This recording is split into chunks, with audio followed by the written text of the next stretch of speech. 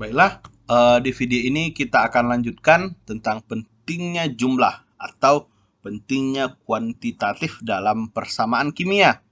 Yang pertama, koefisien pada persamaan berikut. Kita bisa perhatikan di sini adalah reaksi penggabungan. Ada 2H2 dalam bentuk gas plus dengan O2 dalam bentuk gas menghasilkan 2H2O atau 2 air dalam bentuk cairan seperti itu atau liquid.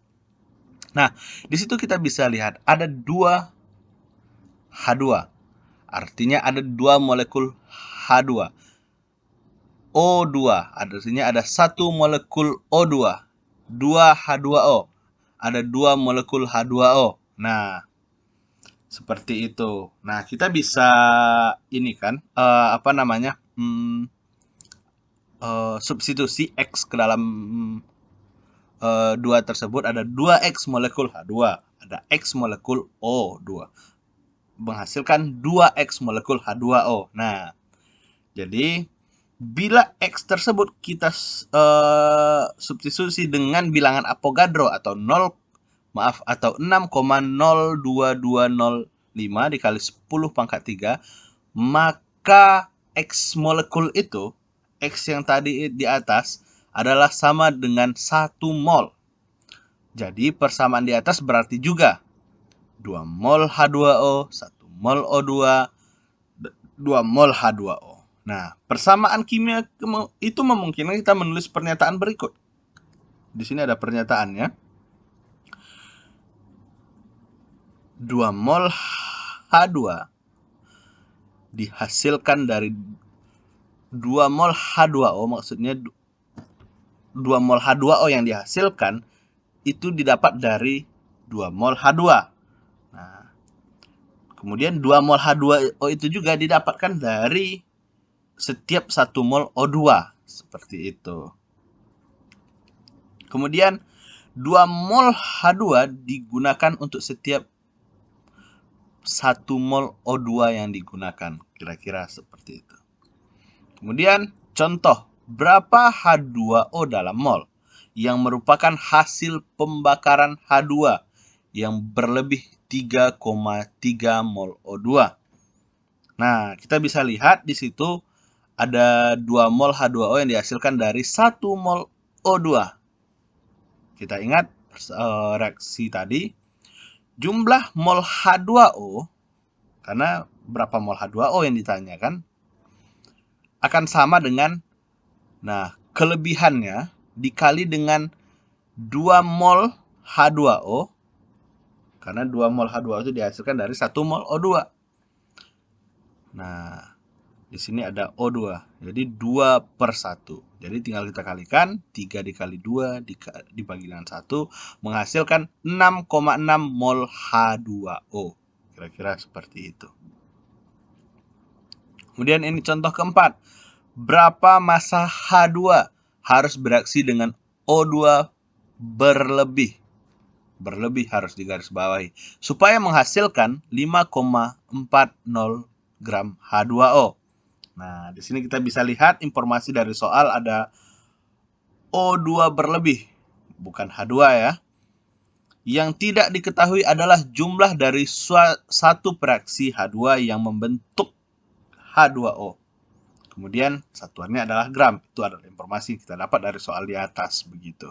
Kemudian langkahnya. Yang pertama adalah kita mengubah dulu H2O ke dalam mol. Nah, tentu kita sinkronkan dengan materi-materi yang sebelumnya. Kita ubah dulu. Kemudian jumlah H2 yang dipakai. Berapa jumlah H2 yang dipakai. Kemudian ubahlah mol H2 ke dalam gram. Nah, di bawah kita bisa lihat jumlah gram H2 yang ditanya.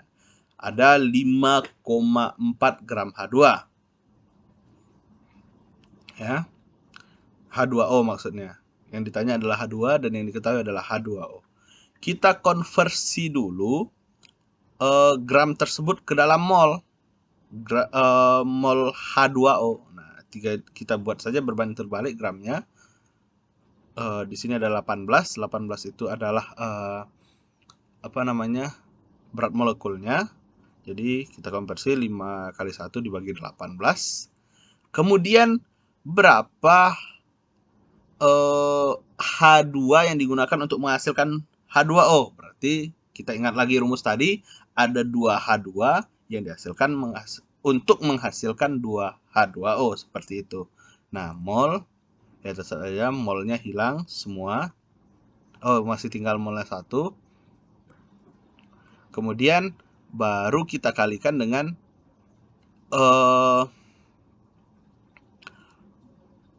untuk mengkonversinya lagi ke dalam gram, kita kali dengan mol. Berapa perbandingannya? Berarti berapa perbanding H2 itu berapa berat dengan menggunakan berat molekul si H2-nya 1 mol.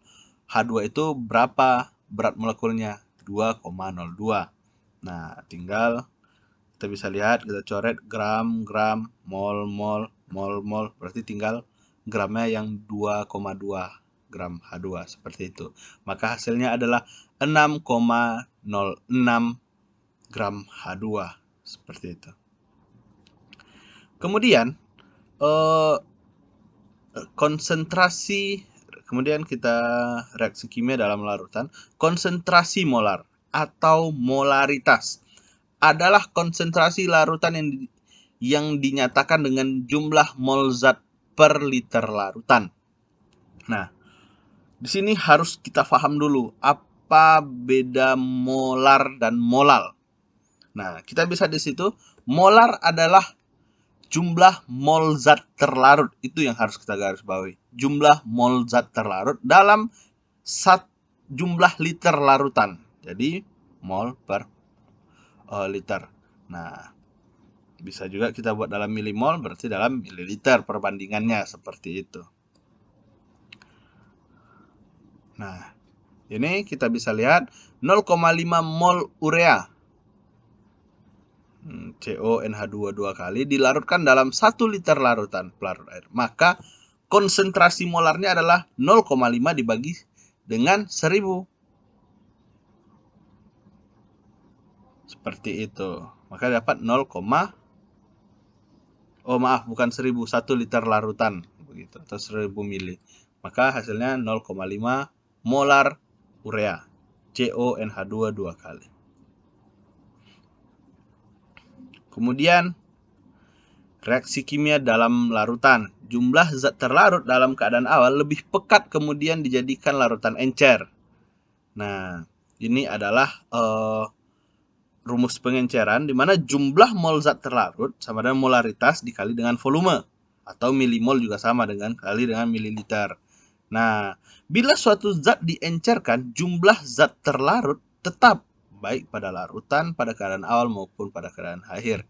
Jadi kita dapatkan molar inisial atau molar awal dikali dengan volume inisial atau volume awal akan sama dengan jumlah mol di akhir, mol final, dikali dengan volume finalnya, seperti itu. Ini adalah contoh berapa volume 1 mol KNO3 harus diencerkan dengan air untuk membuat larutan 250 mili dan 0,2 molar KNO3. Nah, pertama kita kerjakan adalah jumlah zat terlarut dalam air.